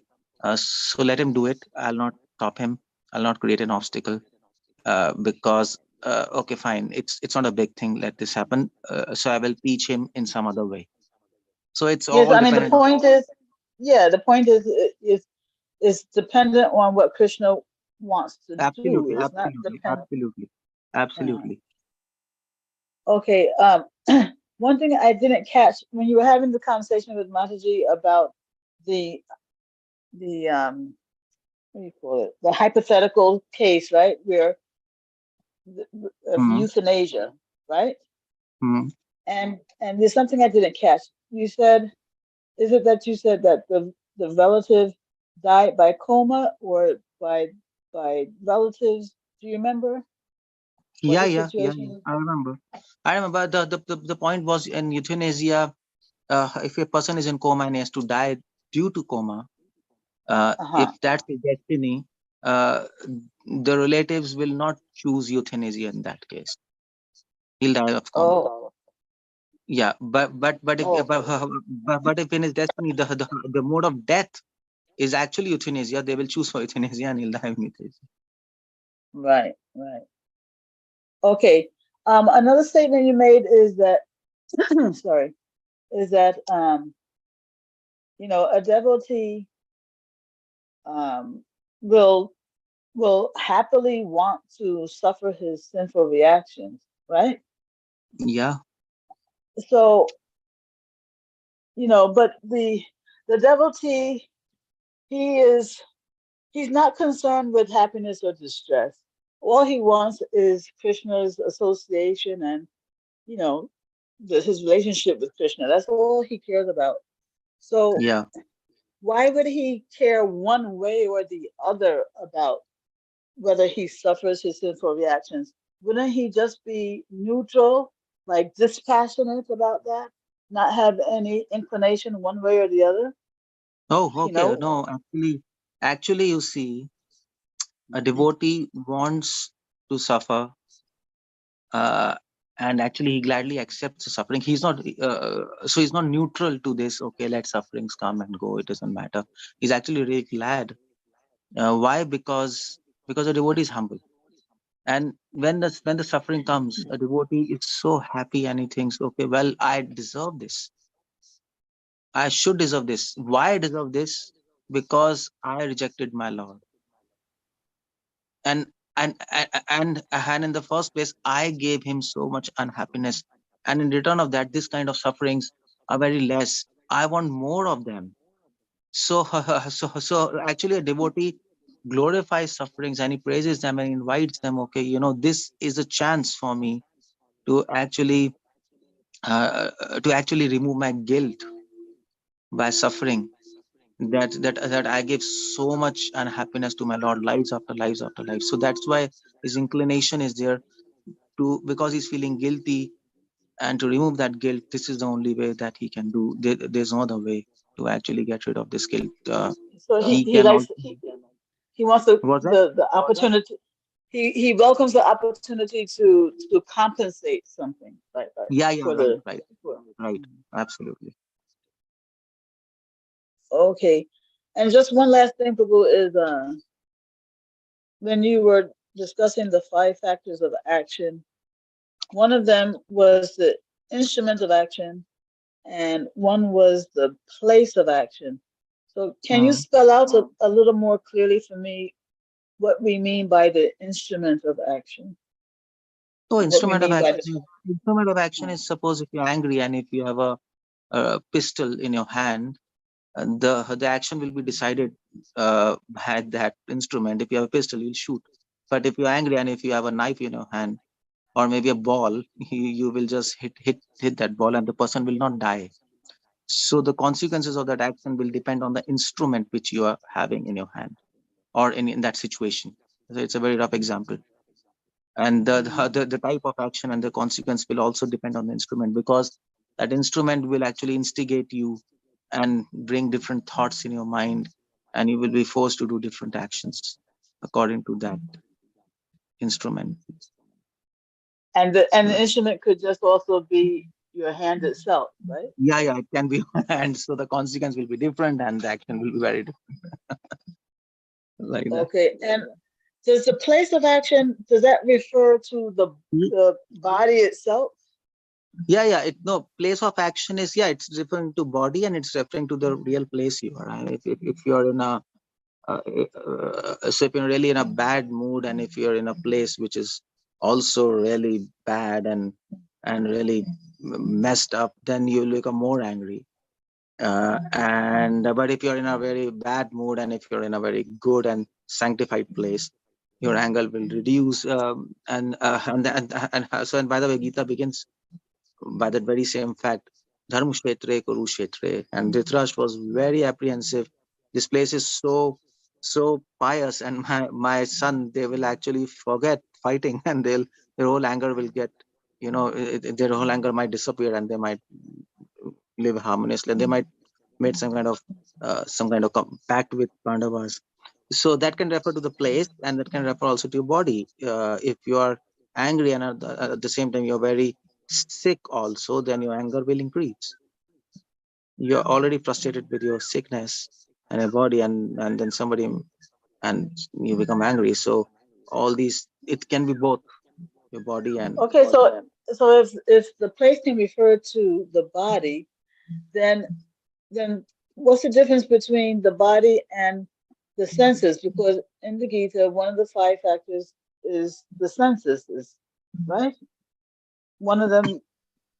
No, I mean, when we think of the body, I think of, the composite form of all the senses. So what's the difference there between the place of action and the senses?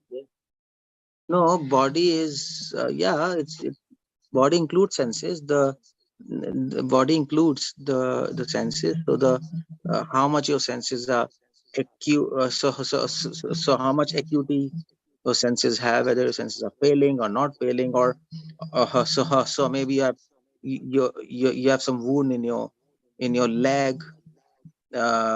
So Body includes senses. The situation, the healthy the conditions of your senses will define your action when you're doing that action, and that's what body is. So if you want to shoot somebody and your eyes are not working properly and you can't see properly, the result will be defined by that. You will shoot, but you will be, but we're going to miss the target and we get a different reaction.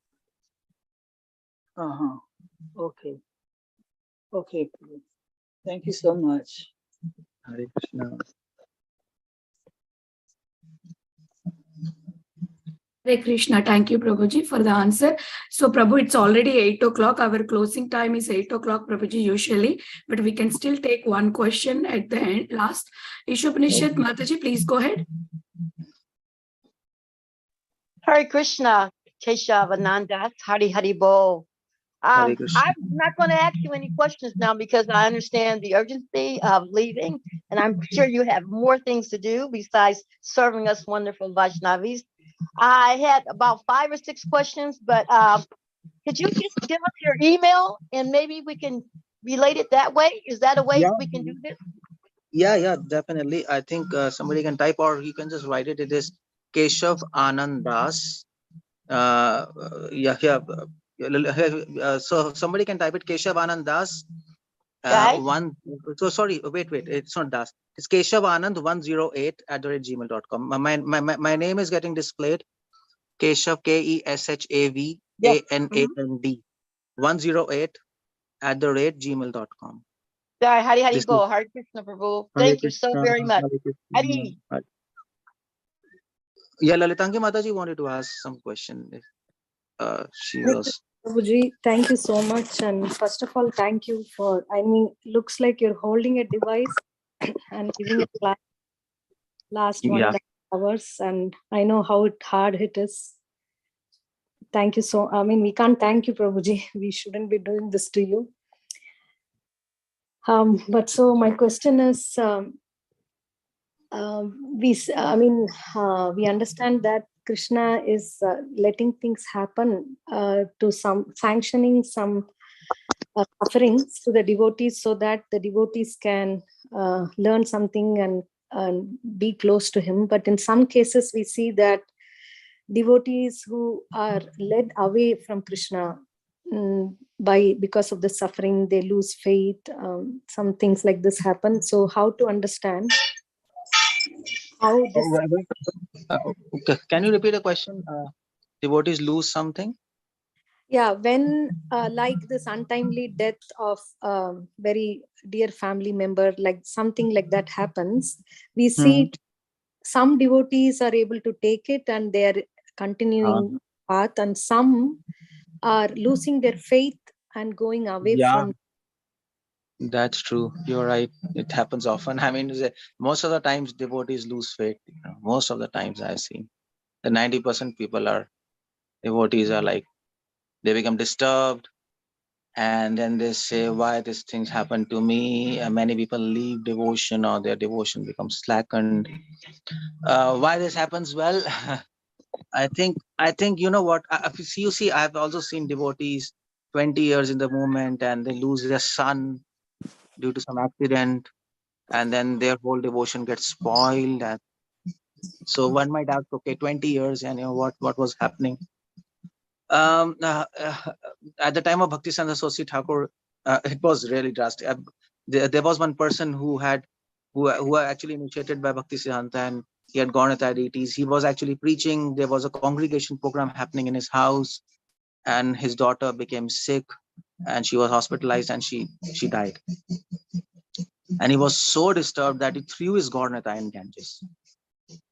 And he said, I'll not do anything. Why didn't Gaur-Nitai save my daughter? If they would have saved her, then I would have preached more vigorously and people would have got more faith in devotion. So these things happen. One might question why. Well, my analysis why is because you see the point. I think that's my thinking. What I think is devotees practice devotion and devotees practice Krishna consciousness, but they are, but they don't actually internalize Krishna consciousness. What I feel. and because of that, these kind of situations disturb them. It's a big thing if you lose some near dear person, but for a devotee who is practicing for a long time, it's not actually of any value. He understands it's all body, and of course devotees become disturbed, but but then they can overcome it easily. Krishna says in Gita, Tam Sitikshasva Bharata. So what I think is they were practicing Krishna consciousness, but they were not internalizing it. They didn't themselves realize this fact, and Krishna let these things happen in their life. The whole lecture was Krishna is the master planner, director, producer there, and he's allowing these things to happen in their life to let them know that they have to work on themselves. They have to work on themselves, and that's why Krishna have designed this and let these things happen. And actually, that's mercy. So somebody who is counseling them, they should actually tell them, you see, Krishna has given you a lot of mercy to let you know that you have to really do something about your internal state, and it's not really in a good position now because you're getting disturbed because of losing some near and dear. You have to get above it. So I think we have to take that situation in that spirit, but devotees cannot take because they forget everything, because they have not really cultivated their Krishna consciousness like that. Most of the devotees are chanting their rounds, doing Mangala Arati, doing some program, but very few are talking about realizations and understanding and internalizing Krishna consciousness. And when things happen, then they can't take it because what they have been thinking the whole life is, okay, I'll finish my rounds, I'll practice some rules and do some program. That's what their Krishna consciousness was. And if that was happening, they were happy. But when something odd happens in their life, then they become disturbed, because that is just a framework of Krishna consciousness. Practicing the rules, chanting, that is integral to Krishna consciousness. But why we are doing this, that we have to understand. We are doing this to get realizations and internalize Krishna consciousness. And if we don't focus on that, we don't hear in that particular, if we don't approach Krishna consciousness with that perspective, then we are not going to advance. We'll definitely become disturbed. We'll definitely become, you see, so you see Kadam Kanam Maharaj, he just left his body. And in one of his last lectures, what he delivered, he said, he actually made this statement. He said, and he released this talk in publicly, and he said that you see what I learned in my life, and I want to tell devotees that finishing a rounds is and following 4 eggs, it's not enough. Although Prabhupada says if you chant 16 rounds and follow 4 eggs, you're going back to spiritual world. But the idea is, how many of us are chanting really 16 rounds in true spirit, and how many of us are really following 4 eggs right to its very subtlest concept? That doesn't come easily. We all know after so many years. So I think that's the problem there. I delivered a lecture a few days ago, and I said, you see, we are doing so many things in Krishna consciousness. We are chanting, we are preaching, doing prasadam and books reading. But actually, all this process, what is there within this process that is helping us to elevate? There's something within that process. Suppose, so if somebody asks you, okay, so somebody asks you, so if you're weak, somebody asks you, okay, so I want some energy. How to get some energy? So you might tell him, okay, eat food. Food will give you energy. You can eat chapati, you can eat rice, you can eat this organic, that organic, something. But then, but then that person might ask you, what is there in that food which is giving them my energy? Then your answer is very different. Then you will say, okay, it is proteins and carbohydrates and minerals that is there within that food. Then you might again ask, what is there in proteins and carbohydrates that is giving me energy? Then your answer is very different. Then you might say, okay, what is there? There are some chemical chemical bonds which is actually helping to generate ATP in your body. It's technical language anyway. So So your answer differs. So similarly, we might say, okay, by chanting and by following rules and regs and doing the devotion, we'll go back to Godhead. Yes, but what is there within that chanting and within that process that is actually helping us to advance? And that is our realizations, that we have in our heart. And what is there within that realizations which is actually helping us to advance in Krishna consciousness? That is what Rupa Goswami says, Lolyam. That is an intense desire to attain Krishna and an intense desire to serve him. So that's how Krishna consciousness. So I think devotees are not going deep. They're not asking this question, what is there within that, and they're not touching the core of Krishna consciousness, and that's why they're getting disturbed. But I think that's the point there. This is amazing, Prabhuji. Thank you so much. Wonderful reply, and we need to think more about it, what we are doing. Thank you so much for your association. Okay, thank you. Okay, so I think we'll end the call here. Yeah, thank you, Prabhuji, once again for the nice class and very nice question and answers. I would like to offer my obeisances to you and all the Vaishnavas assembled on the call. Vancha kalpatarubhyasya kripa sindhubhyeva cha patitanam Nityakoti Vaishnava Vrinda ki jai, Srila Prabhupada ki jai, His Grace Keshavanand Prabhu ji ki jai. Thank you so much, Prabhuji.